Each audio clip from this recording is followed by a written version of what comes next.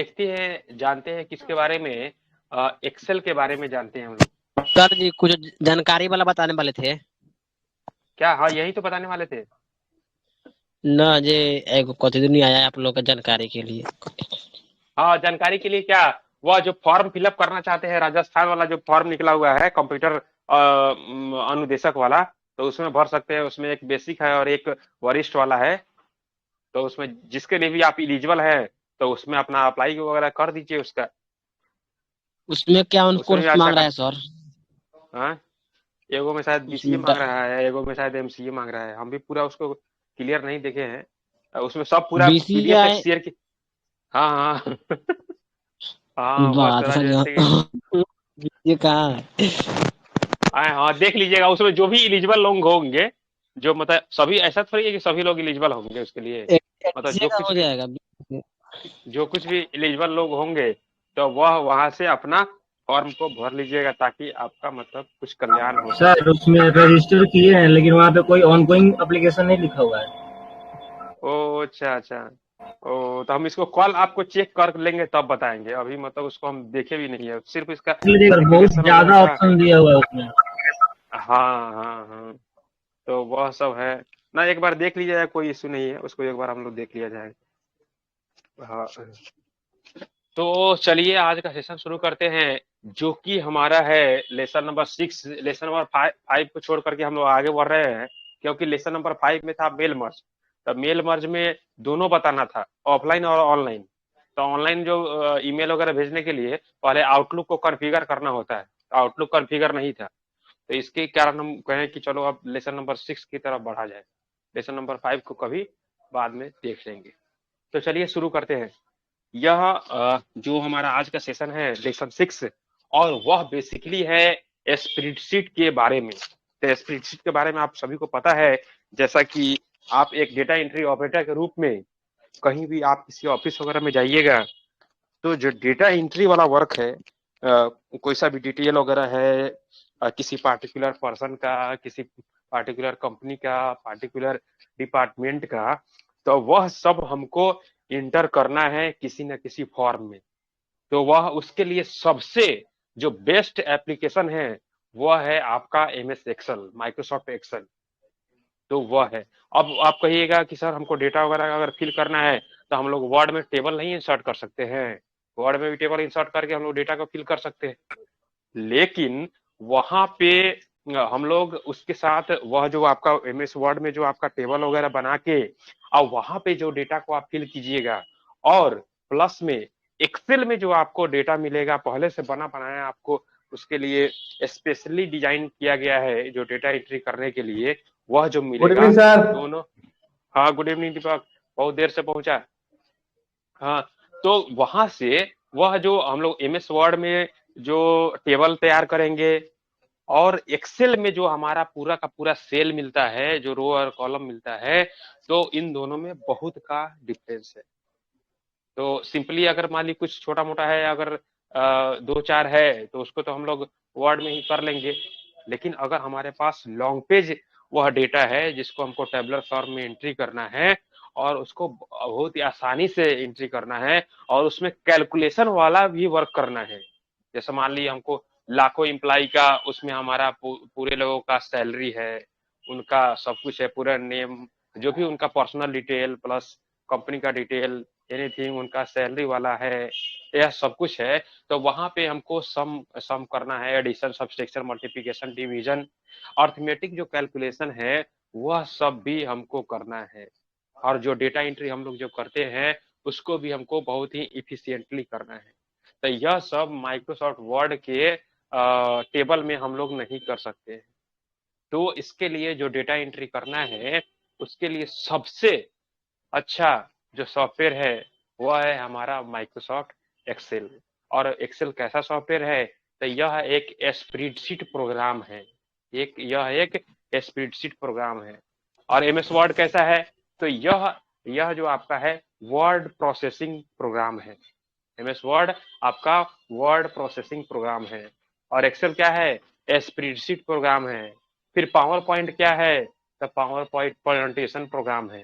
कोई प्रेजेंटेशन वगैरह हमको तैयार करना हो, तो उसके लिए हम लोग पावर पॉइंट का यूज करते हैं। फिर एक सर और जी चीज आ जाता है उसमें। हाँ बोलिए ना। आइसक्रीम भी खा रहा था का आपके पीछे। अच्छा यहाँ पे आइसक्रीम बिक रहा है, इतना शाम को बताओ, जैसे आइसक्रीम खाएगा। सर जी आवाज आ रहा था आइसक्रीम वाला था। अच्छा अच्छा अच्छा अच्छा, हमको लगा कि गोपाल कह रहा है आइसक्रीम खाने के लिए। इतना ठंडा में आइसक्रीम मत खाओ गोपाल, ठंडा लग जाएगा। हाँ, तो यह हम कह रहे थे कि यह जो भी हमारा माइक्रोसॉफ्ट ऑफिस आप जब अपने कंप्यूटर में इंस्टॉल करते हैं, तो उसके साथ यह पूरा का पूरा एप्लीकेशन पैकेज हमको इंस्टॉल हो जाता है उसमें। Word, Excel, PowerPoint, Access, इन सारी चीजों को आपको अलग अलग से इंस्टॉल करने का जरूरत नहीं होता है। अगर आप माइक्रोसॉफ्ट ऑफिस का 2007 वाला वर्जन इंस्टॉल कीजिएगा, तो आपके कंप्यूटर में Word 2007, Excel 2007, PowerPoint 2007, Access 2007, इन सारी चीजों को आपको एक बार में ही वह मिल जाएगा। उसके लिए आपको बारी बारी से इंस्टॉल करने की जरूरत नहीं है। 2000 MS ऑफिस 2010 इंस्टॉल कीजिएगा, तो उससे रिलेटेड जितना सारा एप्लीकेशन है वह सब इंस्टॉल हो जाएगा, उसका वर्जन वाला। 2013, 2016, 2019, 2021, तो जो जो भी वर्जन आपके कंप्यूटर में इंस्टॉल्ड है उसके कॉरेस्पॉन्डिंग वह एप्लीकेशन आपके सामने वह मिलेगा, उसको आप ओपन कीजिएगा तो वह खुलेगा, उस पर आप यूज कीजिएगा। तो यही आप बता रहे हैं कि आप बेल्टॉन डेटा एंट्री ऑपरेटर के लिहाज से, उसके एग्जामिनेशन के लिहाज से, यह आपको बात जानना बहुत ही जरूरी है कि एमएस वर्ड तो वह कैसा एप्लीकेशन है। यह पूछता है एग्जाम में यह पूछता है, ऐसा क्वेश्चन रहता है कि हाँ स्प्रेडशीट एप्लीकेशन का एग्जाम्पल है तो बताओ यह कौन सा है। 4 ऑप्शन है आपके पास, उसमें से कौन सा स्प्रेडशीट का एग्जाम्पल है, उसमें कौन सा वर्ड प्रोसेसिंग प्रोग्राम है, उसमें कौन सा वेब ब्राउजर है, कौन सा सर्च इंजन है, उसमें कौन सा।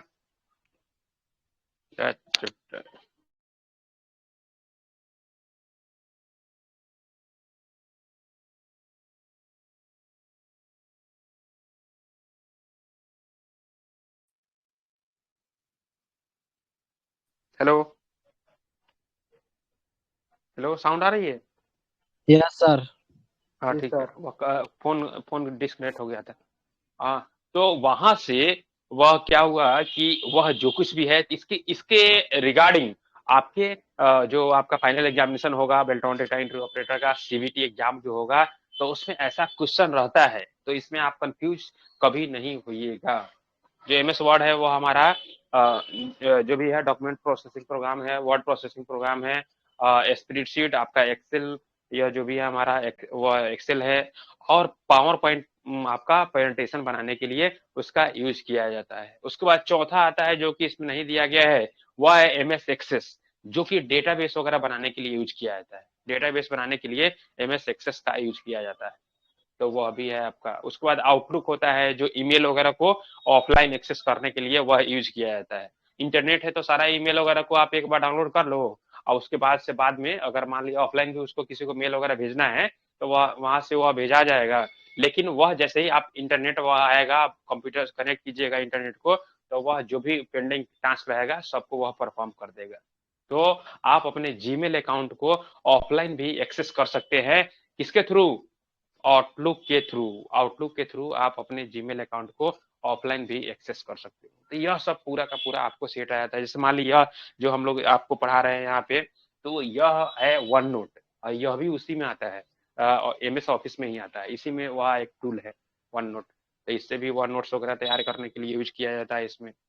तो यहाँ से तो इन सारी चीजों के बारे में यह कॉन्सेप्ट वगैरह को समझ लेना है, ताकि वह कंफ्यूजन आपके दिमाग में नहीं पैदा हो। तो इसको आप लिखिए। तो चलिए, आज जो हम लोग जो शुरू करने जा रहे हैं वह है स्प्रेडशीट। तो स्प्रेडशीट के बारे में, तो स्प्रेडशीट का सबसे बेस्ट एग्जाम्पल है आपका माइक्रोसॉफ्ट एक्सेल, जिसमें हम जो भी वह डेटा वगैरह है उसको रोज और कॉलम में बहुत ही आसानी से इजीली वह हम लोग इंटर की सहायता से हम लोग उसको जो भी हमको टेबुलेशन वाला काम करना है, जो भी हमको डेटा एंट्री का वर्क करना है, जो भी हमको डिटेल वगैरह फीड करना है, तो उन सारी चीजों को हम लोग बहुत ही आसानी से कर पाएंगे। तो चलिए जानते हैं इसके बारे में। तो यहीं पे वह दिया हुआ है कि डेटा रो एंड कॉलम में वो अरेंज रहता है, और उस पे जो भी हमारा डेटा वगैरह है, तो उन सारी चीजों पे हम लोग अर्थमेटिक ऑपरेशन को भी अप्लाई बहुत ही इजीली कर पाएंगे। अर्थमेटिक ऑपरेशन मतलब क्या? वह एडिशन, सब्ट्रैक्शन, मल्टीप्लिकेशन, डिवीजन, इन सारी चीजों को हम लोग उस पे बहुत ही आसानी से कर पाएंगे। उसके बाद यहाँ पे सेटअप के बारे में बताया गया है, प्रिंट कैसे करेंगे, मॉडिफाई कैसे करेंगे, डेटा को इंटर कैसे करेंगे, एडिट कैसे करेंगे, इन सारी चीजों को बताया गया है। उसके बाद है स्प्रेडशीट का फीचर क्या है, स्प्रेडशीट का फीचर क्या है, यह स्प्रेडशीट के बारे में जिसके बारे में हम लोग पढ़ने जा रहे हैं, एक्सेल के बारे में पढ़ने जा रहे हैं, माइक्रोसॉफ्ट एक्सेल के बारे में जो पढ़ने जा रहे हैं हम लोग, तो उसमें उसका क्या क्या फीचर वह प्रोवाइड करता है। तो उसमें सबसे पहला जो फीचर आपको दिया गया है आपके पीडीएफ में, आपके स्क्रीन पे जो दिखाई दे रहा है, उसमें सबसे पहला फीचर है आपको ऑटो सम वाला।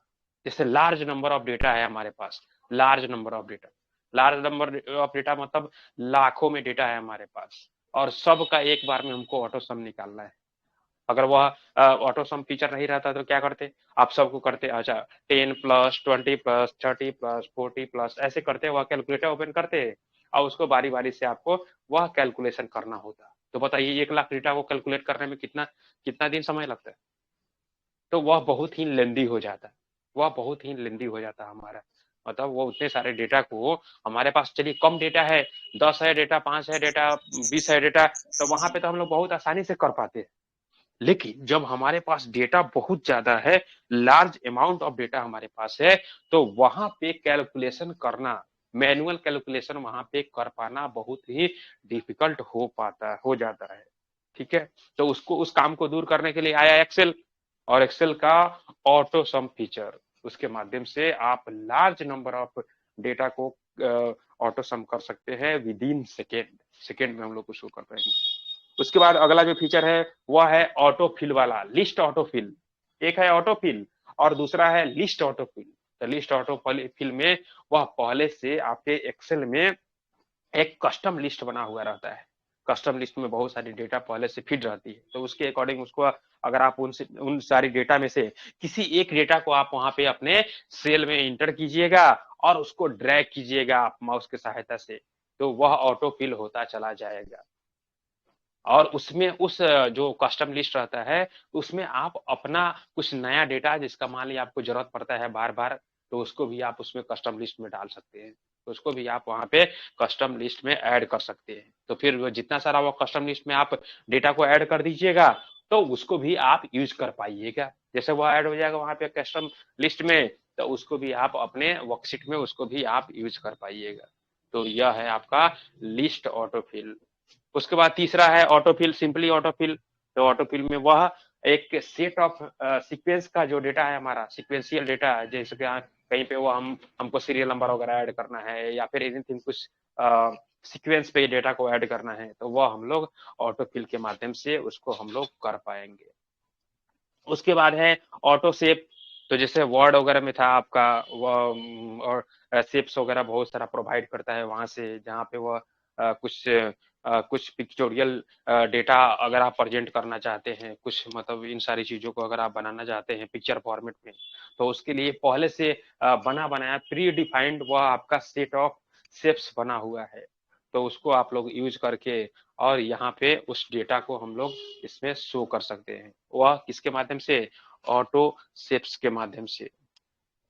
उसके बाद आगे है हमारा पांचवा, वह है विजार्ड। तो विजार्ड क्या है, तो जैसे फंक्शन वगैरह पे हम लोग किसी पे काम करते हैं, किसी ऑप्शन फंक्शन पे, तो आपके सामने कुछ वह डायलॉग बॉक्स ओपन होता है और वह आपको वहां से कम्युनिकेट करता है कि आगे जो भी हमको डेटा वगैरह पे एंट्री करना है या फिर उससे संबंधित जो कुछ भी वह डिटेल वगैरह आपको मांग रहा है। एक सिंपली है कि आपको मैनुअली कुछ करना है, एक आपके पास विजार्ड आ गया और उसके माध्यम से हमारा काम आसान हो गया कि कौन कौन सा डेटा को हमको सिलेक्ट करना है, बस आप वहां से ड्रॉप डाउन में सिलेक्ट करके और उन सारी चीजों को कर लीजिए। तो इसको हम लोग बोलते हैं विजार्ड के माध्यम से सारी चीजों को करना। इसको भी हम लोग आगे देखेंगे। उसके बाद चार्ट्स है। तो वह जैसे क्रिकेट का स्कोर अगर आप देखे हुईगा टीवी वगैरह पे, आईपीएल चल रहा, अभी आईपीएल का सीजन आ गया, आईपीएल अब फिर शुरू होने वाला अभी है अभी कि नहीं? T20 चल रहा है सर, वेस्ट इंडीज इंडिया अभी चल रहा है, स्टार्ट हो गया है।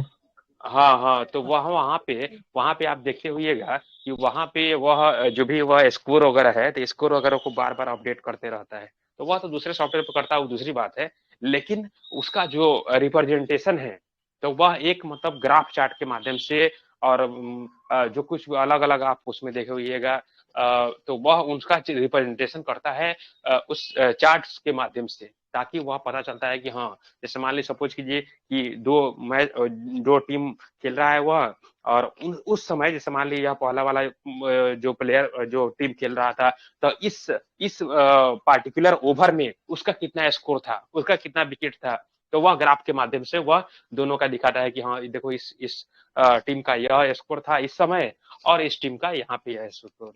तो इसको मतलब किसी डेटा को डिस्क्राइब करना पिक्चर फॉर्म में, तो वह संभव है आपको चार्ट्स के माध्यम से। चार्ट्स का बहुत सारा अलग अलग वह आपका टाइप्स होता है, वह उसको भी हम लोग एक्सप्लेन करेंगे। उसके बाद पाइवोट टेबल, तो टेबल तो है हमारे पास, और पाइवोट टेबल क्या है? तो पाइवोट टेबल में हम अपने डेटा को अपने अकॉर्डिंग हमारे पास पूरा लार्ज नंबर ऑफ डेटा है, हमारे पास लार्ज नंबर ऑफ डेटा है, और उस डेटा में से हमको मीनिंगफुल इंफॉर्मेशन ढूंढना है। हमारे पास लार्ज नंबर ऑफ डेटा है, और उस लार्ज नंबर ऑफ डेटा में से हमको मीनिंगफुल इंफॉर्मेशन ढूंढना है। तो उसके लिए हम लोग यूज करते हैं किसका? उसके लिए यूज करते हैं हम लोग पाइवोट टेबल का।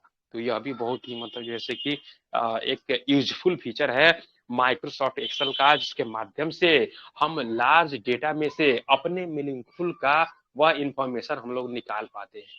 डेटा आज के समय में बहुत ही वैल्यूएबल चीज है, जिसके माध्यम से हर कोई सा भी कंपनी को ग्रो करने के लिए, या फिर किसी कंपनी को जो भी है उसका डिटेल वगैरह, तो वह सब उसको चाहिए होता है अलग अलग टाइप का, डिफरेंट टाइप का डेटा, है कि नहीं?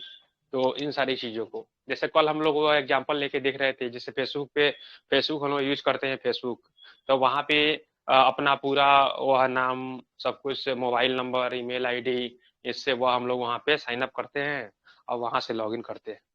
तो फेसबुक के सर्वर पे आपका पूरा डिटेल, आप जितना सारा पोस्ट करते हैं, आप जितना भी वीडियो वगैरह वहां पे अपलोड करते हैं, कुछ कहीं पे कमेंट वगैरह किए, तो यह पूरा का पूरा डेटा फेसबुक के सर्वर पे यह अपलोड रहता है। तो उसको जैसे मान ली बीच में एक बार वह कुछ ऐसा लीक हुआ था कि फेसबुक पे जुर्माना भी शायद लगा था, कि वह क्या किया था कि पूरा का पूरा डेटा ही बेच दिया था कोनो कंपनी से, किसी कंपनी से वह क्या किया था कि डेटा को बेच दिया, उसके पास डेटा है और डेटा के लिए पैसा मिला कोई, तो वह पूरा का पूरा डेटा बेच दिया। तो उसके बाद जैसे बार बार आपको जो कॉल वगैरह आता है कहीं कहीं से, कोई कॉल आया यहाँ से कि हाँ यह ले लो, कुछ किसी एडवर्टीजमेंट वगैरह, तो वह सब डेटा डेटा के माध्यम से ही यह पूरा का पूरा मार्केटिंग वाला काम होता है आज की डेट में। तो और भी, और पहले तो text message, simple text message होता था, अब आपके पास व्हाट्सएप आएगा, टेलीग्राम पे मैसेज आएगा, और जिसको आप जानते भी नहीं, तो वहां से उन सारी चीजों को वह डेटा कहीं ना कहीं वह डेटा जो भी जिस जिस भी सर्वर पे डेटा वह पड़ा हुआ है, तो वह चाहे तो अपना डेटा को सबको किसी से पैसे के उसके मतलब उसमें वह उसको चाहे तो बेच सकता है। तो वैसा ही कुछ इवेंट हुआ था फेसबुक के साथ भी, बीच में ऐसा कुछ आया था शायद पेपर वगैरह में, अभी आप सुने होइएगा, तो उसमें कुछ जुर्माना वगैरह भी शायद लगा था, कितने रुपए का। तो बताइए, यह फेसबुक है, तो यह फ्री में आप फ्री ऑफ कॉस्ट आप यूज करते हैं इसको, तो यह कहीं ना कहीं उन सारी चीजों को वह करता है, तब तो है वह। और वह जो भी फेसबुक वगैरह को जो उनके हेड है, जैसे मतलब जो उनके ऑनर हैं, मार्क जुगरबर्ग, तो बताओ फ्री में किसी को डेटा दे करके, फ्री में किसी को सर्विस दे करके आज दुनिया का सबसे रिचेस्ट पर्सन बन गया। तो यह कैसे हो पाया? या पीछे ने कहीं ना कहीं इन सारी चीजों को है। और उसके बाद फेसबुक जैसे लीगली रूप में वह आपको एडवर्टीजमेंट के माध्यम से भी, अगर अपने बिजनेस व्यवसाय को अगर आप फेसबुक वगैरह पे ऐड करते हैं, तो उसके लिए बहुत मोटा रकम लेता है वह फेसबुक। जैसे किसी कोई आपका पेज वगैरह है, या फिर उसको आप एडवर्टीजमेंट करना चाहते हैं फेसबुक के माध्यम से, कि ज्यादा लोग आपके वह पार्टिकुलर बिजनेस को एक्सेस कर पाए, आए वहां पे, तो इसके लिए फेसबुक पे एड कैंपेन चलता है, तो उसके लिए बहुत ही मोटा अमाउंट वह लेता है, मोटी रकम लेता है फेसबुक। तो ऐसे तो बाहर से दिखने से लगता है कि हाँ फेसबुक फ्री ऑफ कॉस्ट है, लेकिन इसमें पूरा टीम काम करता है। फेसबुक का सर्वर देखिएगा, या फिर उसको पता करने का आप कोशिश कीजिएगा, तो वह उसमें कितना सारा सुपर कंप्यूटर और कितना सारा जैसे उसमें यह सब पूरा का पूरा एल्गोरिथम काम करता है, जिसके आधार पे पूरे वर्ल्ड भर से पूरा दुनिया भर से वह लोगों का डेटा लोगों का डेटा क्या, उसका नाम, उसका मोबाइल नंबर, उसका ईमेल आईडी, और जो डेली वह पोस्ट करता है इमेज के रूप में, वह वीडियो के रूप में, उसका कमेंट, यह सब पूरा का पूरा वह स्टोर करता है। तो उसने दुनिया भर के डेटा को स्टोर करने के लिए कहीं न कहीं वह उतना उस लेवल का वहाँ पे डेटा भी तो होना चाहिए। जैसे आप अब फॉर एग्जांपल हम एक छोटा सा एग्जांपल लेते हैं अपने कंप्यूटर का, तो हमारे कंप्यूटर में है 1 TB, वह 1 TB हमारे पास हार्ड डिस्क है, 4 GB वह रैम है हमारे पास, i3 प्रोसेसर है, तो उसके अकॉर्डिंग वह काम कर रहा है।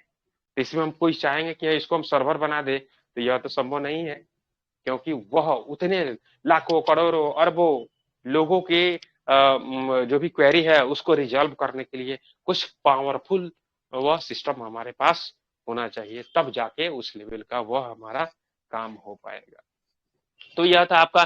तो पाइवोट टेबल में हम बता रहे थे आपको कि वह जो भी डेटा है, डेटा से इंफॉर्मेशन निकालना है, मीनिंगफुल डेटा। इंफॉर्मेशन को क्या कहते हैं हम लोग, मीनिंगफुल डेटा कहते हैं। जैसे मान डेटा तो है, बहुत सारा डेटा है, लेकिन उसमें से हमको जो काम का अभी हमको चाहिए कि हाँ चलो भाई कोई सा भी डेटा है हमारे पास, और उसमें हमको ऐसा निकालना है कि चलो पटना से रिलेटेड कौन कौन सा है, जो भी कंसर्निंग जिले से, या फिर जो भी हमारा जो भी उस समय जो भी हमारा रिक्वायरमेंट है, तो उस रिक्वायरमेंट के बेस्ड पे डेटा में से कलेक्ट करना, उसको वह हमारे लिए हुआ क्या, मीनिंगफुल इंफॉर्मेशन हुआ। तो वह जैसे कि हम लोग कैसे कलेक्ट करेंगे, तो वह पाइवोट टेबल के माध्यम से हम लोग उसको शॉर्टलिस्ट करते हैं।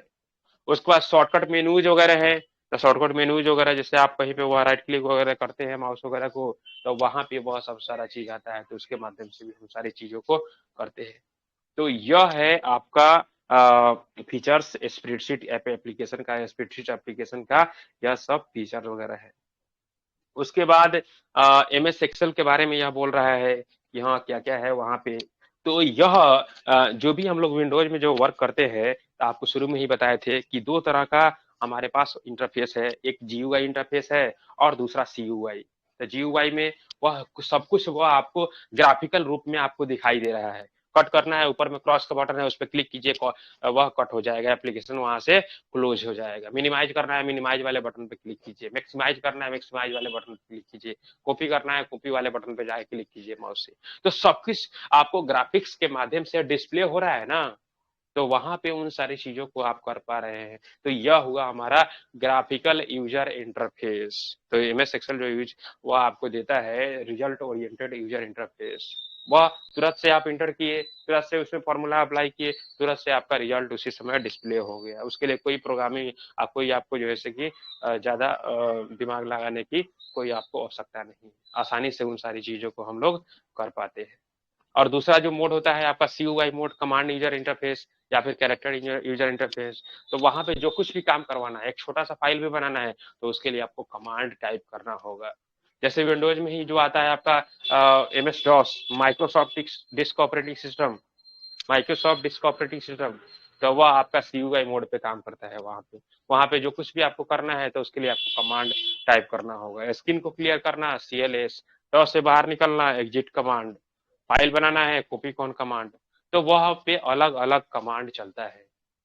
और CUI का जो ज्यादा जो यूज करता है वह हैकर वगैरह इसका मतलब यूज करते हैं। उसमें जैसे प्रोफेशनल जो हैकर वगैरह है, उसमें दो तरह का, एक चोर और एक दूसरा ईमानदार, एक चोर हैकर और एक ईमानदार हैकर।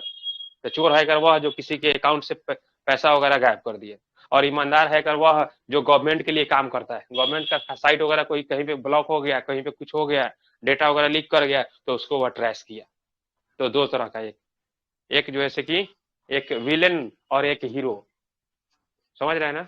तो यहाँ पे उन सारी चीजों का वह आपका यूज होता है। तो वहां पे जो लोग होते हैं उस टाइप के हैकर टाइप के लोग, तो वह CUI मोड वाले एप्लीकेशन को यूज करते हैं। वो वहां पे जैसे मान लीजिए अलग अलग OS ही उनका अलग है, उनका दुनिया ही अलग है। वो विंडोज वगैरह पे वो लोग काम नहीं करता है। विंडोज के माध्यम से वह हैकिंग वगैरह का मतलब 0% भी आपको यूज होता होगा। जितना सारा वह हैकिंग वगैरह का जो यूज होता है, तो वह आपका CUI जो ऑपरेटिंग सिस्टम वगैरह है, लाइनेक्स वगैरह है, लाइनेक्स आपका हो गया, रेड हैट वगैरह का आप नाम सुने होइएगा, काली लाइनेक्स का नाम सुने होइएगा, उबंटू, यह सब बहुत सारी है।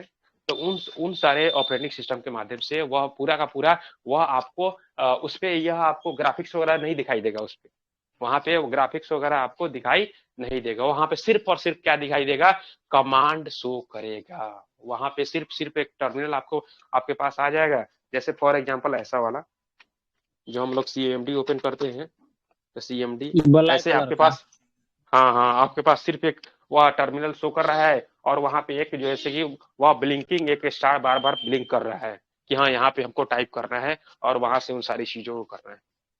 तो यहाँ पे बस इसके अलावा कुछ नहीं, बस इतना ही। तो यह सब होता है एक प्रोग्रामर लेवल पे, एक मतलब जैसे कि डेवलपर लेवल पे, एक मतलब एकदम एक्सपर्ट लेवल पे वो लोग उस चीज का यूज करता है। उसके माध्यम से वो बड़ा बड़ा कोई सा भी किसी चीज को ट्रेस करना है। विंडोज जो इन्वायरमेंट है, विंडोज इन्वायरमेंट, इसको बहुत ही आसानी से हैक किया जा सकता है। विंडोज पे जैसे मान लीजिए आप काम कर रहे हैं तो उसको जो है कि इजिली बहुत ही ट्रेस किया जा सकता है। बहुत सारा कमांड वगैरह के माध्यम से उन सारी चीजों को ट्रेस किया जा सकता है। लेकिन यह जो आपका CUI जो इन्वायरमेंट होता है तो उसमें जल्दी से इंटर नहीं, किसी के सिस्टम में आप इंटर नहीं कर सकते। जैसे विंडोज में होता है बहुत सारा पोर्ट खुला हुआ रहता है, तो उसके माध्यम से वह आपको इंटरनेट के माध्यम से या फिर किसी फाइल पे आप क्लिक किए, गेम डाउनलोड किए इंटरनेट से और उसी में वायरस आ गया, आपके कंप्यूटर में घुस गया, और कंप्यूटर में घुस गया तो आपके फाइल वगैरह को, डेटा वगैरह को वहां वहां से चुराने लगा वो। तो उसके माध्यम से कि इंटरनेट से कोई वीडियो वगैरह डाउनलोड किए, इंटरनेट से कोई MP3 वगैरह डाउनलोड किए और उसी के साथ वह आ गया आपके कंप्यूटर में, तो वहां से और वह ट्रोजन के माध्यम से एनीथिंग अलग अलग माध्यम से वह आपके कंप्यूटर में घुस गया, आपको पता भी नहीं चला। तो इसीलिए कहा जाता है कि वह जैसे कंप्यूटर वगैरह आप परचेज कर रहे हैं, तो अगर मान ली कोई कॉन्फिडेंशियल आपके पास डेटा है, कोई कॉन्फिडेंशियल आपके पास डेटा है, तो उसके लिए आप एंटीवायरस को हमेशा अपडेट करते रहे। यह नहीं कि हाँ एंटीवायरस आज खरीद लिए और उसके बाद जैसे कि हम एकदम सुरक्षित हो गए, ऐसा कुछ नहीं है। एंटीवायरस को डेली अपडेट करते रहे, जैसे हर दिन डेली अपडेट होते रहता है, क्योंकि नया नया बग वगैरह, नया नया वह वायरस वगैरह डेली जो है कि वह इंटरनेट के माध्यम से स्प्रेड होते रहता है। तो उन सारी चीजों में तो वहां से आपको एंटीवायरस सॉफ्टवेयर को परचेज तो करना ही होगा। आपको साल भर के लिए आता है, 2 साल के लिए आता है, 5 साल के लिए आता है, जितना दिन के लिए आप वहाँ उसका सब्सक्रिप्शन लेना चाहते हैं तो वह तो आपको लेना ही लेना है। प्लस में उसको अपडेट भी करते रहना है रेगुलरली, ताकि उसमें नया नया जो वायरस वगैरह का डिफिनीशन आ जाए तो उसको वह पकड़े, उसको वह तुरंत पकड़े। तो इसके लिए आपको अपडेट भी करते रहना होगा। तो यह था आपका। जैसे तो सर जैसे कोई ऐप भी रहता है तो सर हाँ वो अपडेट मांगने लगता है सर। हाँ हाँ, ऐप्स तो आप, ऐप्स के बारे हाँ में। हाँ हाँ, ऐप एप्स वगैरह भी आप अपने मोबाइल में इंस्टॉल किए होइएगा एप्स वगैरह को गूगल प्ले स्टोर में। तो वहां से भी जैसे मान लो कुछ उसमें कुछ मॉडिफिकेशन वगैरह आता है तो वह वहाँ पे उसको गूगल प्ले स्टोर से हम लोग अपडेट करते हैं। तो उसको भी, तो उसको ऐप वगैरह को अपडेट करते रहना होता है। जैसे मान ली मोबाइल वगैरह आप जो जनरल हम लोग यूज करते हैं तो उसमें आपका एंड्रॉयड का वर्जन इंस्टॉल होगा, उसका भी अपडेट आते रहता है। वहां से सॉफ्टवेयर में जा करके और वहां पे सॉफ्टवेयर अपडेट का ऑप्शन आता है, तो वहां से भी आप उसको अपडेट कर सकते हैं। जैसे अभी सबसे लेटेस्ट जो चल रहा है एंड्रॉयड का वर्जन वह है एंड्रॉयड 12 12 वह आपके वह चल रहा है, एंड्रॉयड 12 चल रहा है आपका। जो स्मार्टफोन वगैरह यूज करते हैं जैसे सैमसंग वगैरह या फिर एनीथिंग जो जौन सा भी कंपनी है जो एंड्रॉयड इन्वायरमेंट में चलता है उसमें सबसे लेटेस्ट आपका चल रहा है आपका एंड्रॉयड 12। तो वह है आपका, तो उसके अकॉर्डिंग आपको अपडेट करते रहना होता है, उससे ठीक रहता है आपका सिस्टम वगैरह ठीक रहता है। कोई सा भी अपडेट आया तो आपको उससे अपडेट आप कर लिए तो उसके अकॉर्डिंग कुछ कुछ नया ऑप्शन ऐड हुआ हो या फिर ऐसा कुछ हुआ हो वर्जन वाइज, आपको जैसे पता है कि कुछ बग पहले पहले एप्लीकेशन में कुछ बग है तो उसको दूर करता है लोग डेवलपर। आप मान ली यूज कर रहे हैं लेकिन उसका पूरा एक टीम रहता है, तो वह उसको हमेशा चेंज करते रहता है कि हाँ इसमें और क्या फीचर डाला जा सकता है और क्या फीचर डाला जा सकता है।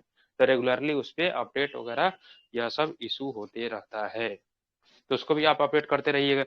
तो यह यूजर मेनली कहने का मतलब यह है कि जो हम लोग विंडोज इन्वायरमेंट में जो यूज करते हैं वह है हमारा GUI mode, graphical user interface. और जो एकदम कंप्यूटर के एकदम प्रोफेशनल, एकदम कंप्यूटर के एक्सपर्ट जो लोग यूज करते हैं वह CUI मोड पे काम करते हैं। वहां पे सिर्फ और सिर्फ कमांड रहता है, वहां पे ग्राफिक्स का नो एंट्री है। वहां पे डायरेक्ट वह सिर्फ आपके पास एक टर्मिनल मिल गया और वहां से उन सारी चीजों को जो कुछ भी आपको करना है तो उसको आप कमांड के जरिए कोई सा भी स्क्रिप्ट लिखना हो या फिर एनीथिंग कोई सा भी एप्लीकेशन को रन करना हो या फिर जो कुछ भी, तो उसको हम लोग वहां से करते हैं। तो एक्सेल में यह आपको यूजर इंटरफेस एक आसान सा मिलता है। उसके बाद मोर रोज एंड कॉलम, आपको पता है कि इसमें जो टोटल नंबर ऑफ रोज है वह 1 लाख कितना है, 10,48,000 576। हाँ इतना रोज। और उसके बाद कॉलम का जो संख्या है वह है आपका 16,000 16,084। 16,384। हाँ, और जो सबसे एक क्वेश्चन आपके वह डेटा एंट्री ऑपरेटर का जो सीबीटी एग्जाम होगा तो उसमें एक क्वेश्चन यह आ सकता है कि आपका जो सबसे लास्ट वाला जो कॉलम होता है उसका क्या नाम होता है, किस नाम से वह होता है, तो उसका नाम है एक्स एफ डी। उसका नाम है एक्स एफ डी। या देख, हाँ इसको देख लीजिए, यहाँ पे एक्सेल को ओपन कर लीजिए और यहाँ पे वह कितना रोज है कितना कॉलम है और उसका किस नाम से, जैसे कॉलम वगैरह में है, कॉलम में तो कॉलम रहता है एबीसीडी में, कॉलम रहता है एबीसीडी में, तो वहां पे वह आपको उसका कैलकुलेशन नहीं पता चलता है। लेकिन रोज जो है रोज, तो कंट्रोल प्लस डाउन एरो दबाइएगा तो वह सबसे लास्ट वाला रो के पास चला जाएगा। तो आप देख पा रहे होइएगा 10,48,576। तो यह है आपका टोटल नंबर ऑफ रोज। और टोटल नंबर ऑफ कॉलम कितना है, तो टोटल नंबर ऑफ कॉलम देखने के लिए कंट्रोल के साथ राइट एरो, तो यह है आपका 16,300 16,384। हाँ, तो वहां पे और उस लास्ट कॉलम का क्या नाम है, उस लास्ट कॉलम का नाम है एक्स एफ डी। एकदम रटिए जाइए एकदम इसको। तो उस तरह से जी यह सर। हमारा, हाँ यह सब जो ऐसे क्वेश्चन आ सकता है, जो भी संभावित क्वेश्चन है वह सब क्लास के दौरान बताते रहते हैं कि हाँ यहाँ से यह आ सकता है, यहाँ से यह आ सकता है, यहाँ से ऐसे हो सकता है। तब तो उस पे आपको मतलब कहीं ना कहीं यह चीज अगर पढ़े रहिएगा तो एग्जाम हॉल में जैसे मान ली कोई आदमी है एग्जाम देने जाता है तो वह जैसे मान ली कहीं से पढ़ा हुआ रहता है तो उसके दिमाग में वो बात क्लिक कर जाता है। जैसे मान ली आप एग्जाम हॉल में बैठे रहिएगा ना तो वह कहीं ना कहीं यह बात मतलब आपके एग्जामिनेशन हॉल में कहीं ना कहीं वह दिमाग में आपके स्टोर रहेगा। भले ही आपको लग रहा हो कि हाँ सर याद तो नहीं हुआ सर, याद तो नहीं हुआ, लेकिन जब आप शांत में जाइएगा थोड़ा सा अपने माइंड को रिलैक्स कीजिएगा तो वहां पे वह सारी बात जो है कि आपको कहीं ना कहीं आपके दिमाग में उभर के आ जाएगी। क्योंकि हमारा जो ब्रेन है, ब्रेन वह कुछ भी कर सकता है। ब्रेन अनलिमिटेड पावर है, अनलिमिटेड। उसमें इतना हार्ड डिस्क लगा हुआ है, उसमें इतना रैम लगा हुआ है कि वह उसमें हमारे जो ह्यूमन ब्रेन है, मानव का जो मस्तिष्क है, तो उसमें ऐसे मतलब ऐसे कहा जाता है कि जो नॉर्मल इंसान है, नॉर्मल इंसान तो अपने ब्रेन का बस 5 से 7% वह यूज करता है।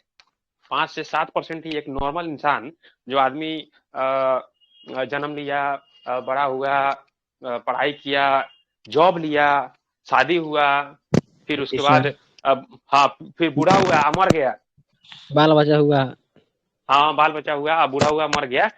तो इतना प्रोसेस में अपने ह्यूमन जो है इंसान अपने ह्यूमन ब्रेन का बस 5 से 7% हिस्सा को यूज कर पाता है, उससे भी कम को वह यूज कर पाता है।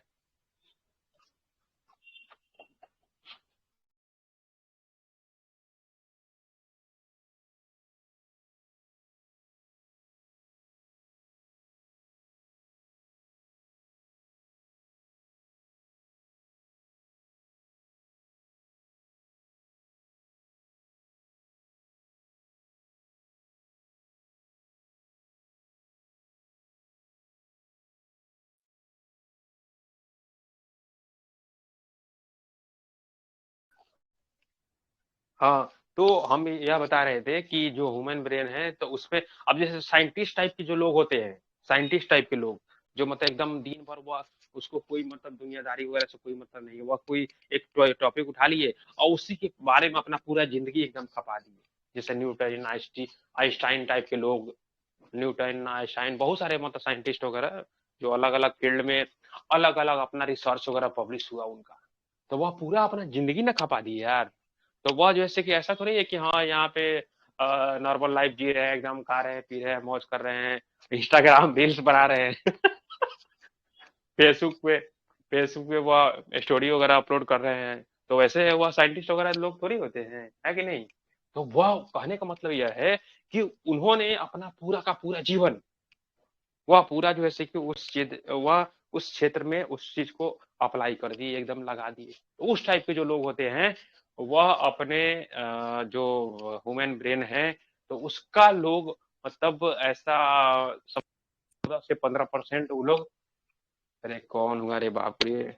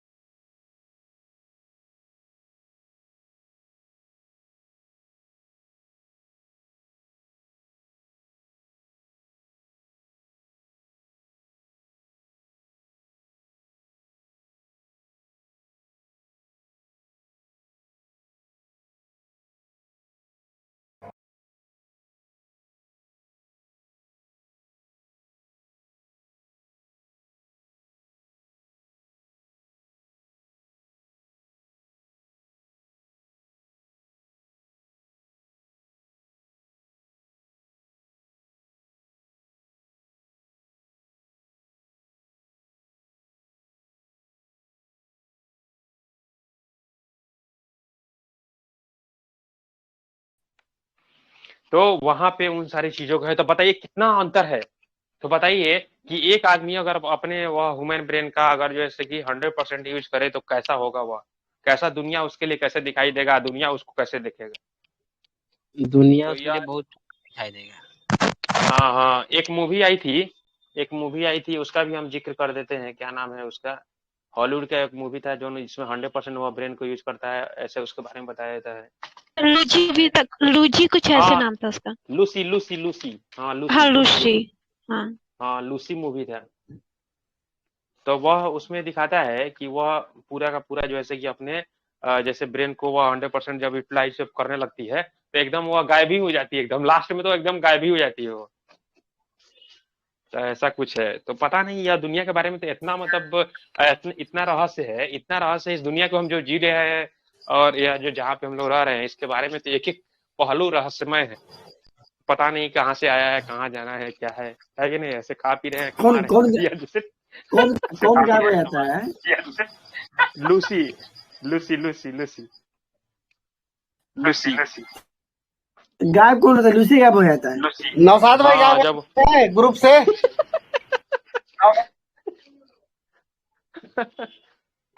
ना गायब नहीं हुए, नौशाद जी गायब नहीं होना है, गायब नहीं होना है। बेल्टॉन डेटा एंट्री ऑपरेटर पकड़ के ही उसके बाद ही गायब होना है। ना गायब नहीं होना लूसी लूसी के बारे में बोले, लूसी गायब हो जाता है का? हाँ लूसी लास्ट में गायब हो जाता है जब वो 100% वो जो अपने दिमाग की यूज करने लगती है तो वह गायब हो जाती है, उसका शरीर ही गायब हो जाता है, पूरा का पूरा वो पिघल जाता है, गायब हो जाता है, एकदम पंच तत्व में मिल जाता है। अच्छा क्षितिज जल पावक देखेंगे गगन उसको, से हीरा। देखेंगे। अरे आदमी जब मरता है तो जैसे मान ली उसका पंच कहता है ना कि शरीर बना हुआ है पंच तत्व से मिलके बना हुआ है, क्षिति जल पावक गगन समीर, ऐसे कहा जाता है। तो जैसे आदमी मरता है तो उसका सारा पटवा सब अलग अलग वह मिल जाता है ना, हवा में, माटी में, आकाश में, अग्नि में, सब वह अलग अलग डिवाइड हो जाता है। तो उसी टाइप का कुछ उसमें बनाया हुआ है एनीथिंग। तो यह था, यह आपको हम इसलिए बताए हैं कि ऐसा कोई लड़का ऐसा सोच रहा होगा कि अरे हमसे तो बेल्ट्रॉन डेटा एंट्री ऑपरेटर निकलेगा ही नहीं यार, वो हमसे तो हमको तो वो टाइपिंग स्पीड मेरा तो होगा ही नहीं होगा।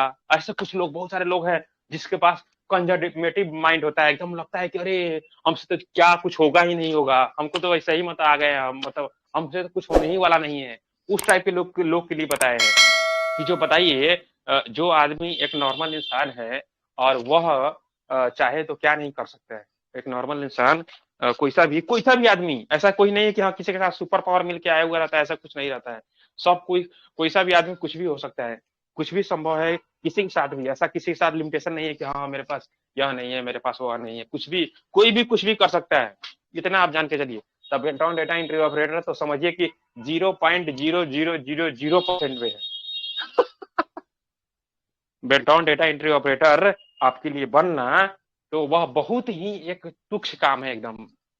अब बड़ा काम क्या है? तो बड़ा काम है एक रिसर्चर लेवल का, एक बहुत बड़े जो ऐसे कि आपके लिए एक मतलब वह एक होगा तो उसके लिए बहुत सारा प्लानिंग, बहुत सारा वह सारा चीज का जरूरत होगा। लेकिन बेल्ट्रॉन डेटा एंट्री ऑपरेटर बनने के लिए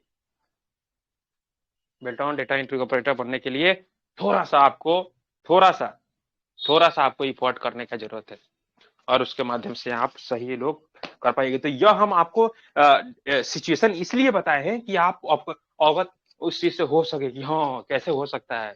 ऐसा नहीं आपके माइंड से में या नहीं कचरा भरा हो कि हाँ अरे सर हमसे तो होगा ही नहीं सर, अरे सर हमको तो इंग्लिश आता ही नहीं है सर, हम कैसे बनेंगे सर, कैसे हम डेटा एंट्री ऑपरेटर बनेंगे सर, हमको तो इंग्लिश ही नहीं आता है सर, सर मेरा तो हिंदी इंग्लिश टाइपिंग ही नहीं होता है सर, मेरा उड़िया दाबते हैं सर, हम तो दाबते हैं दबाया था डी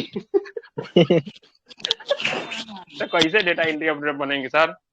तो इसलिए घबराना नहीं है भाइयों बहनों मित्रों। तो यह सारा चीज था, थोड़ा सा आपको यह बता दिए हैं ताकि हाँ बोलिए।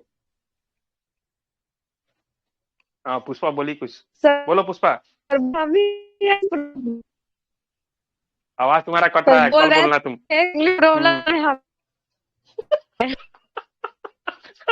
तो ऐसा मत देखो, ऐसा मत सोचना कि हाँ हम हमसे नहीं होगा। तुम कुछ भी कर सकती हो, कोई सा आदमी कुछ भी कर सकता है। अब बेल्ट्रॉन डेटा एंट्री ऑपरेटर का एक छोटा सा एग्जांपल है। कोई सा आदमी मतलब अपने जिंदगी में कुछ भी कर सकता है, वह जीवन में जिसके प्रति वह चाह ले और वह सोचना एकदम ठान ले कि हाँ हमको यह काम करना है, अमुक काम करना है, तो उसको किया जा सकता है। ऐसा कुछ पहाड़ तोड़ने वाला काम वह नहीं है। तो यह आपको थोड़ा सा हम आपको रियलाइज कर पॉसिबल, सब चीज तो पॉसिबल हो गया अब। हाँ हाँ सही बात है, सब कुछ तो धीरे धीरे पॉसिबल हो पा रहा है।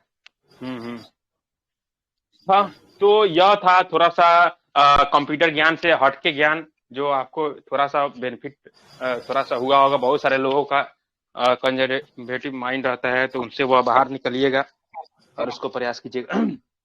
चलिए अब हम लोग जानते हैं कि इस चीज को आप देख लीजिएगा। इसको जो हमारा total number of rows, total number of column, इन सारी चीजों को एक भी यह भी क्वेश्चन वगैरह के माध्यम से वह रहता है हमारा। किनका माइक खुला हुआ है? माइक को बंद कर लीजिए, जब बोल रही है तो माइक को बंद कर लीजिए प्लीज। अब सभी लोग को यह बताना होगा, बार बार बताना अच्छा नहीं लगता है। माइक को ऑफ कर लीजिए जब आपको बोलना नहीं है, तो प्लीज म्यूट योर माइक। हाँ तो वहां से उन सारी चीजों को, तो यहाँ पे total number of rows, total number of column कितना है, तो इन सारी चीजों को आप थोड़ा देख लीजिएगा, अपने दिमाग में उस चीज को अवेयर कर लीजिएगा, क्योंकि इससे भी एग्जाम में क्वेश्चन पूछा जाता है। बेल्ट्रॉन डेटा एंट्री ऑपरेटर के एग्जाम में यह पूछा जाता है।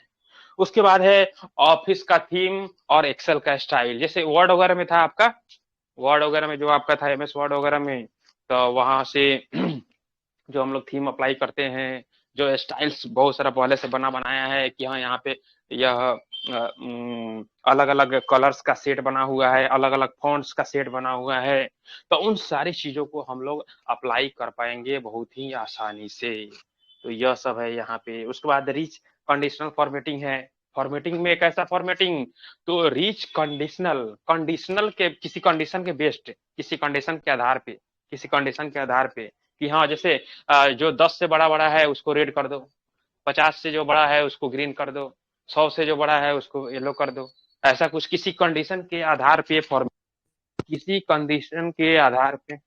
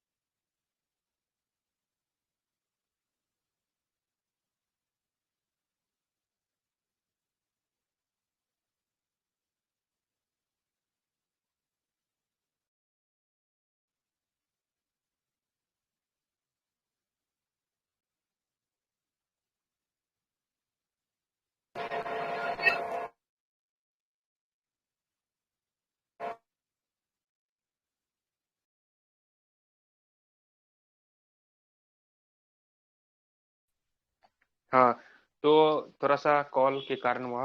हाँ, तो यह बता रहे थे आपको रिच कंडीशनल फॉर्मेटिंग के बारे में। फॉर्मेटिंग फॉर्मेटिंग तो करना ही है, करना है, लेकिन कैसा फॉर्मेटिंग? कंडीशन के बेस्ड फॉर्मेटिंग, कंडीशन के आधार पे फॉर्मेटिंग। तो उसको हम लोग भी करेंगे, देखेंगे कैसे होगा वह सारा कंडीशनल फॉर्मेटिंग। उसके बाद है इजी फार्मूला राइटिंग, तो बहुत ही आसानी से हम लोग फार्मूला राइटिंग कर सकते हैं। रिसाइजेबल फार्मूला बार होता है, उसका साइज वगैरह हम लोग चेंज कर सकते हैं। ऑटो कंप्लीट वाला फंक्शन, स्ट्रक्चर्ड रेफरेंस, उसके बाद रेम नेम्ड रेंज, उसके बाद सॉर्टिंग फिल्टर। तो यह सारी चीजों को हम लोग करेंगे आने वाले क्लास में। उसके बाद हम लोग जानते हैं, आप जानते हैं कि एमएस एक्सेल को हम लोग ओपन कैसे करेंगे। या तो इसका फीचर वगैरह जान लिए कि हाँ एमएस एक्सेल में यह होगा होगा होगा, इसका फीचर वगैरह ऐसे है। इन सारी चीजों को हम लोग करेंगे, लेकिन एमएस एक्सेल को अब हमको ओपन करना है। एमएस एक्सेल को ओपन करना है, तो इसके पहले भी आपको जो वर्ड ओपन करने के लिए जितना सारा स्टेप वगैरह बताए हुए थे, वह सब भी इसमें आपको अप्लाई होगा। इसमें आपका जो स्टेप्स वगैरह है जो आपको बताए थे अलग अलग माध्यम से एमएस एक्सेल को वर्ड को ओपन करने के लिए, उसी तरह से हम लोग एक्सेल को भी ओपन करेंगे। तो चलिए देखते हैं कैसे होगा ओपन होगा। तो इसके लिए एक नया शीट, नया पेज ले लेते। तो जो आपका जो सबसे कॉमन जो तरीका है वह आपका है रन कमांड के माध्यम से। रन कमांड के माध्यम से वह एक्सेल को ओपन करना। तो इसके लिए आपको विंडो प्लस आर आपको प्रेस करना होता है रन कमांड को ओपन करने के लिए। इसमें आपको टाइप क्या करना है? टाइप करना है इसमें कुछ नहीं, सिर्फ एक्सेल आपको टाइप करना है। वर्ड को खोलने के लिए आप क्या टाइप करते थे? विन वर्ड आप टाइप करते थे वर्ड को ओपन करने के लिए। तो उसी तरह से आप एक्सेल को ओपन करने के लिए आपको क्या टाइप करना है? एक्सेल, EXCEL, बस इतना आपको विंडो प्लस आर दबाइए और उसके बाद रन कमांड का डायलॉग बॉक्स आ जाएगा और उसमें आपको लिखना है EXCEL, बस इंटर दबाना है, ओके करना है। वहां से हमारा वह जो प्रोग्राम है आपके कंप्यूटर में जो भी वर्जन का MS ऑफिस इंस्टॉल्ड होगा, तो वह एक्सेल आपके सामने ओपन हो जाएगा। 2007, 10, 13, 16, 19, 21 जो भी वर्जन आपके कंप्यूटर में इंस्टॉल्ड हो, तो वह एक्सेल आपके सामने उसका विंडो वह ओपन होके आ जाएगा। तो यह सबसे फास्ट तरीका है जिसके माध्यम से आप ओपन कर लीजिएगा। और सब बहुत सारा तरीका है जिसके माध्यम से हम लोग ओपन कर सकते हैं। जैसे वह हमारा डेस्कटॉप पे उसका शॉर्टकट वगैरह बना हुआ है, तो वहां से उसको डबल क्लिक करके ओपन कर लेते हैं हम लोग। उसके बाद MS एक्सेल को ओपन करने के लिए हम लोग शॉर्टकट की भी हम लोग जनरेट कर सकते हैं, शॉर्टकट की। तो वहां से भी हम लोग एक्सेल को ओपन कर सकते हैं। पिन बार में वह अगर पिन किया हुआ है टास्क बार में या फिर स्टार्ट मेनू में, तो वहां से भी हम लोग एक बार क्लिक करेंगे, वहां से वह ओपन हो जाता है। तो इन सारी चीजों से हम लोग उसको बहुत ही आसानी से ओपन कर पाएंगे। उसके बाद स्टार्ट मेनू वाला है कि ये स्टार्ट मेनू पर क्लिक कीजिए, फिर ऑल प्रोग्राम्स में जाइए, फिर माइक्रोसॉफ्ट ऑफिस को सिलेक्ट कीजिए, फिर उसके बाद MS एक्सेल 2007 या फिर जो भी वर्जन आपके कंप्यूटर में इंस्टॉल्ड है उस पर क्लिक कीजिए, तो वहां से भी आपका ओपन हो जाएगा। तो इसमें सबसे जो आपका सुपर फास्ट जो तरीका है वह है आपको रन कमांड से। Run command window plus R दबाइए और वहां से एक्सेल लिखिए, टाइप कीजिए और ओपन इंटर दबाइए, वहां से ओपन हो जाएगा। बस वहां से वो उसको ओपन करना है। और उसके बाद भी जैसे मान लीजिए एक बार आप एक्सेल को ओपन कर लिए रन कमांड से, तो आपको जब दोबारा में वह आप टाइप करने जाइएगा तो आपको पूरा का पूरा वह वर्ड भी आपको टाइप नहीं करना है, आपका पूरा का पूरा EXCEL इतना टाइप भी नहीं करना है। जैसे मान लीजिए बहुत सारा ओपन किए रहिएगा, Notepad, Paint, Word, Microsoft Word, PowerPoint, जितना सारा आप रन कमांड से ओपन किए होइएगा सबका लिस्ट उसमें बन गया हो रहेगा।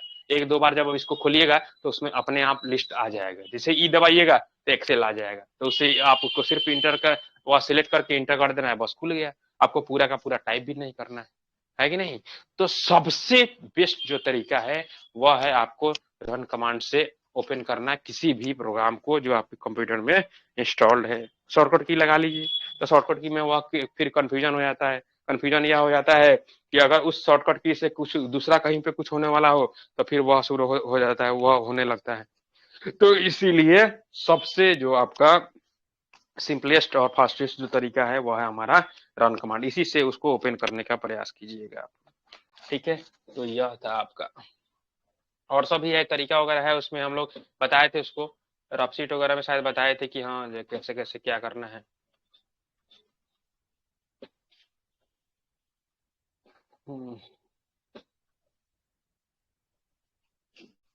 तो यहाँ से उन सारी चीजों को, इसमें आपको जो दिया गया है, जो आपका पीडीएफ शेयर किया हम लोग, तो उसमें दिया गया है कि हाँ चलो भाई स्टार्ट बटन पर क्लिक करो, फिर ऑल प्रोग्राम्स पे जाओ, फिर एमएस ऑफिस को सिलेक्ट करो, फिर उसके बाद माइक्रोसॉफ्ट एक्सेल 2007 को सिलेक्ट करो, और तब जाके वहां से यह ओपन करो।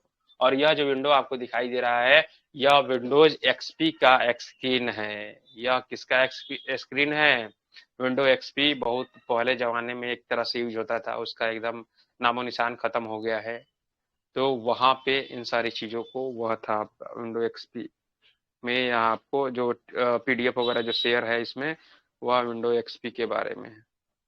और सब जो एप्लीकेशन वगैरह है इसमें आपको, जैसे इसमें देखिए, इसमें एमएस ऑफिस 2003 भी इंस्टॉल किए हुआ है, एमएस ऑफिस वह आपका 2007 भी इंस्टॉल किए हुआ है, दोनों इसमें इंस्टॉल्ड है। तो वहां से वह सब जब मेनू इसका खुला है तो वहां पे यह दोनों आपको दिखाई दे रहा है। इसको यहाँ से ग्रुप में इसको डाल दीजिए। हाँ, लूसी मूवी कौन डाला है? कुणाल डाला है। हाँ कुणाल यही है। बहुत ही जबरदस्त मूवी है, जिसको समय मिलेगा देखना इसको। तो यह था आपको सिस्टमेटिक रूप से उसको एक्सेल को ओपन करने के लिए कि हाँ कैसे कैसे है, कहाँ पे है, क्या है, कैसे है। हॉलीवुड में है ना, हॉलीवुड में जैसे मान ली कंप्यूटर अगर पढ़ रहे हो, तो कंप्यूटर अगर पढ़ रहे हो तो हॉलीवुड से रिलेटेड जो मूवी सब होती है ना, तो वह आपके भीतर एकदम एक ख्याल पैदा कर देती है, एक मतलब जैसे कि आपको सोचने के लिए मजबूर कर देता है। आपको सोचने के लिए जब मजबूर कर देता है कि हाँ अरे ऐसा कैसे हो सकता है। और हिंदी सिनेमा तो सबसे घटिया सिनेमा होता है एक तरह से माना जाए तो। इंडिया चाहे भोजपुरी वगैरह हो गया, ये कोई सिनेमा है? कुछ कुछ जो जति मन में मुंह में आया वो बोल दिए, बक दिए और चल दिए, फालतू में लोग को जो है सी वो बर्बाद। तो अगर मान ली कंप्यूटर के आप स्टूडेंट हो, कंप्यूटर से रिलेटेड कुछ जानना चाह रहे हो, नए टेक्नोलॉजी वगैरह के बारे में जानना चाह रहे हो, तो वहां पे हॉलीवुड का जो मूवीज वगैरह बनता है तो वह बहुत ही बेहतरीन बनाता है लोग। और उसके वो कुछ नया नया मतलब सारी चीजों के बारे में कुछ नया इनोवेशन के बारे में, कुछ नया ऐसा ऐसा चीज बताता है जो अभी तक हुआ ही नहीं हुआ, जो 50 सालों बाद होने वाला है उसके बारे में आज बता देता है कि हाँ ऐसे ऐसे ऐसे होगा। और बहुत सारे हॉलीवुड के मूवी को उठा के देख लीजिए, जो मतलब वो पहले बताया था जो आज हो रहा है, जो मतलब 10 साल पहले 20 साल पहले जो मूवी आया था और उसको पहले ही बता दिया था मूवी में, वो आज हो रहा है। तो यह सब जैसी सारी चीजें हैं। तो अगर मान लिया कोरोना आप वाला कंप्यूटर मूवी के, रिलीज हो गया था सर, अब हो रहा है, हाँ बताइए। इंटीजन वाला एक मूवी रिलीज हुआ था कि हाँ एक वायरस टाइप का एक ऐसा आएगा, इंटीजन की क्या नाम था उसका, इंटीजन इंटीजन करके कुछ मूवी वगैरह आया था, तो उसी पे वह बना हुआ था। तो वह पहले ही उसको पता चल गया था कि हाँ ऐसे ऐसे ऐसे ऐसे ऐसे ऐसे होने वाला है।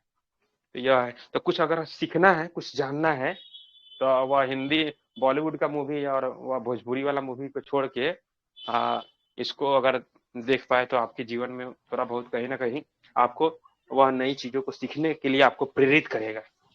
पुष्पा नहीं देखेंगे तो ना सर?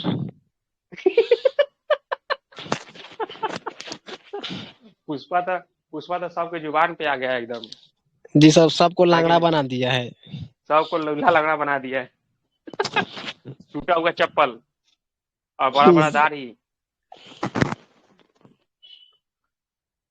तो बेसिकली यह जो है, अगर मान ली नया इनोवेशन वगैरह के बारे में जाने, सही बात है, यह सब सारी चीजें जो है कहीं आप कंप्यूटर के स्टूडेंट हो, आप कंप्यूटर पढ़ रहे हो, तो उन सारी चीजों से जानने के लिए, उन सारी चीजों से अवेयर होने के लिए आप मूवी वगैरह हॉलीवुड का मूवी उठा के देखिएगा, तो कैसे मूवी बनाता है एक एक मूवी सब, और उसमें वह साइंस एंड टेक्नोलॉजी पे बेस्ड हुआ मूवी वगैरह है, वह कैसे उन सारी चीजों को, तो वह बहुत ही अच्छा होगा आपके लिए। हाँ, उसके बाद है यह जो रन कमांड के बारे में हम आपको बता रहे थे, तो यह रन कमांड यहाँ पे वह दिया हुआ है, विंडो एक्सपी का सीन इसमें शेयर है। विंडो एक्सपी जो माइक्रोसॉफ्ट विंडोज कंपनी जो माइक्रोसॉफ्ट कंपनी द्वारा बनाया गया ऑपरेटिंग सिस्टम जो पहले यूज होता था, वह हमारा विंडो एक्सपी का, इसमें आपको यह स्क्रीन शेयर किया हुआ है, उसका स्क्रीनशॉट है यहाँ पे। उसमें स्टार्ट बटन ऐसे करके हुआ कर रहा है, स्टार्ट लिखा हुआ, यहाँ पे यह सब लॉग ऑफ टर्न ऑफ, तो वहाँ पे यह रन कमांड दिखा रहा है कि वह रन कमांड पे जाके क्लिक कीजिएगा, फिर उसमें एक्सेल लिखिएगा तो फिर वह आएगा आपको। ठीक है, तो यह सारा चीज था आपका। तो सबसे वह जो सिंपलेस्ट आप एक डेटा एंट्री ऑपरेटर के रूप में काम करने के लिए आपको सबसे सुलभ तरीका है रन कमांड। रन कमांड के माध्यम से आप उन सारी प्रोग्राम को जो भी आपके डेली यूज में जो आपको जरूरत पड़ता हो उसको आप लोग इजिली एक्सेस कर पाइएगा। जैसे मान लीजिए आपको पता होगा कि ये डेस्कटॉप पे अगर हम ज्यादा फाइल वगैरह को, फोल्डर वगैरह को, ज्यादा एप्लीकेशन वगैरह का वह हम रखते हैं तो वह हमारा कंप्यूटर थोड़ा बहुत कहीं ना कहीं वह हैंग होने लगता है, थोड़ा बहुत कहीं ना कहीं स्लो होने लगता है। तो इसीलिए एकदम डेस्कटॉप को नीट एंड क्लीन रखिए, डेस्कटॉप पे कोई फाइल नहीं रखिए एकदम। तो उससे है बहुत सारी अलग अलग वह टिप्स है जिसके माध्यम से कंप्यूटर को फास्ट किया जा सकता है कि अच्छे से वह हमारा कंप्यूटर प्रॉपर तरीके से हमारा कंप्यूटर रन कर सके, तो उसको करना है। तो वहाँ पे वह उसका शॉर्टकट जो भी है आप नहीं बनाने की जरूरत पड़ेगा, आसानी से वह हमारे कंप्यूटर में अगर MS ऑफिस इंस्टॉल्ड है तो हम लोग रन कमांड के माध्यम से बहुत ही आसानी से उसको एक्सेस कर पाएंगे। तो यह आपके लिए बेनिफिट होगा। तो उसके लिए आपको शॉर्टकट की वहाँ नहीं जनरेट करना होगा, वहाँ पे डेस्कटॉप पे तो टास्कबार में तो यहाँ पे, तो यह सब, तो इसीलिए सहूलियत होगा आपको काम करने के लिए। एक डेटा एंट्री ऑपरेटर के रूप में किसी भी ऑफिस वगैरह में आप जाके ज्वाइन कीजिएगा तो वहाँ पे उन सारी एप्लीकेशंस को यूज करने के लिए यह आपको बहुत ही सुलभ सहज तरीका है जिसके माध्यम से आप उसको कर पाइएगा। चलिए, अब क्या है कि जो एक्सेल आप ओपन कीजिएगा तो वहाँ पे क्या क्या है, कौन सा कैसे है, तो इसमें यह आपको दिखाया गया है, इसमें आपको इन सारी चीजों को दिखाया गया है। तो चलिए यह आपको दिखाते हैं। यह जो MS एक्सेल का जो आपको वर्जन या जो आपको दिखाई दे रहा है वह है आपको माइक्रोसॉफ्ट ऑफिस प्रोफेशनल 2016 वर्जन है।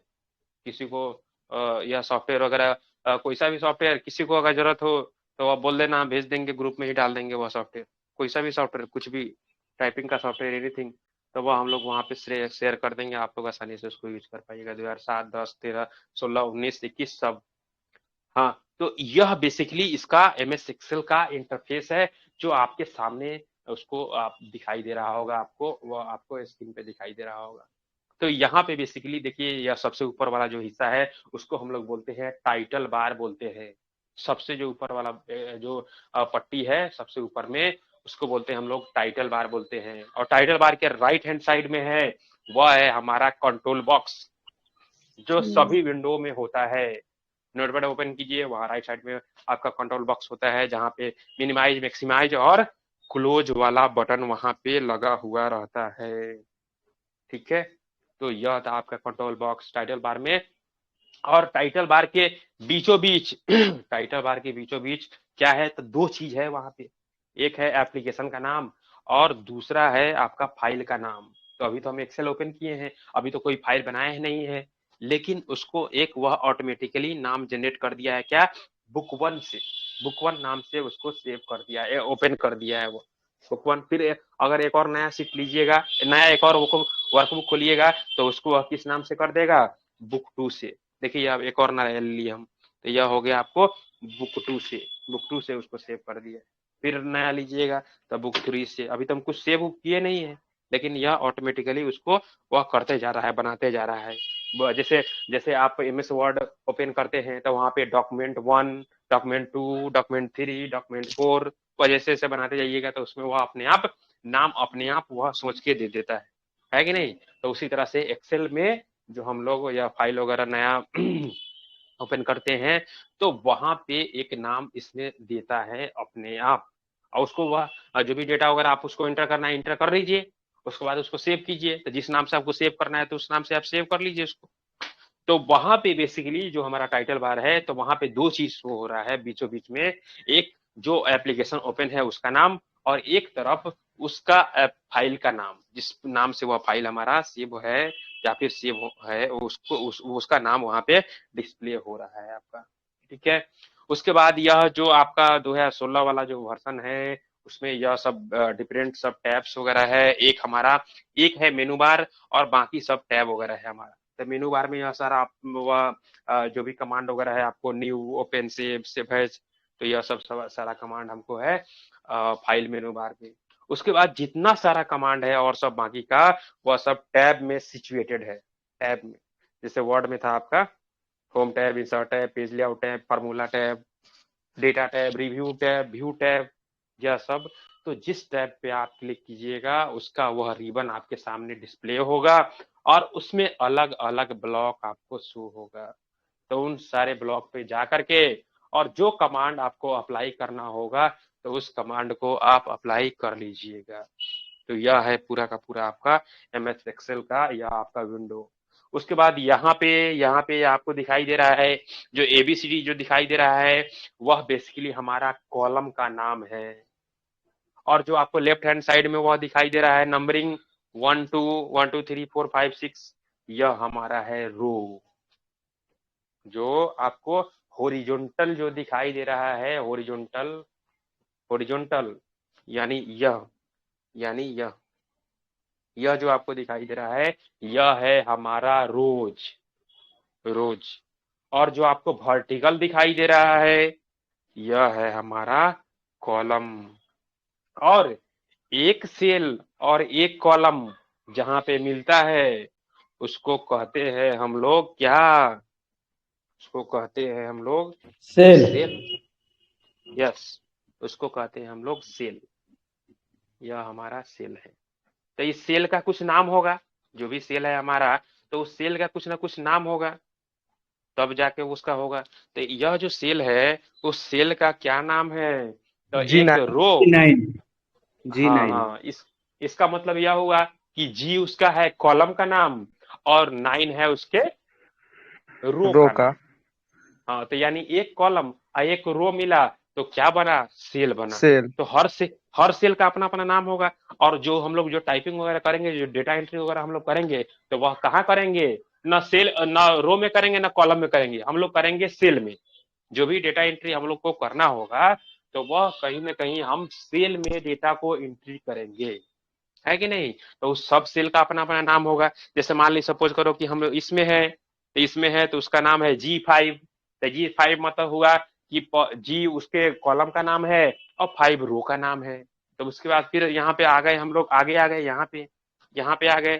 तो यहाँ पे आपको दिखाई दे रहा होगा यहाँ नेम बॉक्स में उस पार्टिकुलर सेल का नाम डिस्प्ले कर रहा होगा। तो इस सेल के नाम से क्या होगा? तो सेल के नाम से पूरा इसमें जितना सारा हुआ फार्मूला वगैरह जो हम लोग लगाते हैं और जो भी अर्थमेटिक कैलकुलेशन वगैरह करते हैं तो वह सेल के नाम से ही तो करते हैं हम लोग। तो इसलिए वह सेल को जानना जरूरी है, तभी तो आप इसमें कुछ ऑपरेशन वगैरह कर पाइएगा। एडिशन, सब्ट्रैक्शन, मल्टीप्लिकेशन, डिवीजन, जो कुछ भी आपको करना है वह कैलकुलेशन वगैरह तो वह उसी के माध्यम से तो कर पाइएगा। तो यह सेल का है कि नहीं? तो उन सारी चीजों को देखना है, सीखना है, समझना है। और उसके बाद यहाँ पे आपको लेफ्ट हैंड साइड में आपको बॉटम में आपको दिखाई दे रहा होगा सीट 1 बाय डिफॉल्ट। एक जो सीट इसमें इंसर्ट है पहले से तो वह था। उसके बाद इसके पहले वाले वर्जन में 3 सीट हुआ करता था। 2007 जो एक्सेल है तो उसमें डिफॉल्ट सीट आपको 3 देता था, वह सीट 1, सीट 2, सीट 3। और यह 2016 वाला वर्जन है तो 2016 वाले वर्जन में सिर्फ और सिर्फ एक सीट आपको देता है वह। अब जितना सीट इंसर्ट करना है आप वहां से प्लस पे क्लिक करके और ऐड करते जाइए जितना सीट आपको इंसर्ट करना है। जैसे मान लिया आपको कहीं पे डेटा वगैरह है कि हाँ इसमें बॉयज का डेटा हम लोग रखेंगे, या फिर क्लास वाइज डेटा, क्लास 1 का, क्लास 2 का, फिर क्लास 3 का, फिर क्लास 4 का, क्लास 6 का, क्लास 7 का, वह कस्टमाइज करके वह अलग अलग हमको डेटा को क्लासिफाइड करके रखना है। तो उसको भी हम लोग अलग अलग सीट बना करके, सीट इंसर्ट करके उस डेटा को हम लोग उसमें रख सकते हैं। तो यह सब था आपको। और उसके बाद बाय डिफॉल्ट जो आपको 2016 में जो सीट होता है, नंबर ऑफ सीट, वह 1 सीट ही रहता है। 2007 वाले में 3 रहता है, 2010 में शायद 3 ही रहता है, 2013 में 13 और 16 में 19 में 21 में सब में 1 है शायद। देख लीजिएगा, इसको एक बार चेक करके देख लीजिएगा। उसके बाद यहाँ पे बॉटम में राइट हैंड साइड में आपको दिखाई दे रहा है जूम वाला। तो जूम वाला ऑप्शन था, जैसे वर्ड वगैरह में हम लोग यूज करते थे कि वो डॉक्यूमेंट को हम लोग को फिट करना है स्क्रीन पे कि अच्छे से हम लोग टाइपिंग कर सके, पूरा वह स्क्रीन विजिबल हो, सही से वह दिखाई दे पाए, है कि नहीं। तो उसको जितना परसेंट पे आपको उसको बढ़ाना है तो उसको बढ़ा लीजिएगा, और वहां से आपको टाइप करने में आसानी होगा। किसी भी डेटा को फिल करना है तो उसमें आपको अच्छे से उसको कर पाइएगा। जितना पे आपको मतलब आपको अच्छा लगता है, जितना पे आपको लगता है कि हाँ सफिशियंट लगता है, उतना उसका जूम लेवल वहां से बढ़ा लीजिएगा प्लस पे क्लिक करके। तब उसमें अपना जो भी डेटा एंट्री ऑपरेटर का काम, जो भी डेटा एंट्री का काम करना होगा उसको आप लोग बखूबी कर पाइएगा। तो यह था एक्सेल का इंट्रो, इसके बारे में और हम लोग कल जानेंगे। आज इतना ही पे क्लास को सेशन को समाप्त करते हैं। धन्यवाद, शुभ रात्रि, गुड नाइट।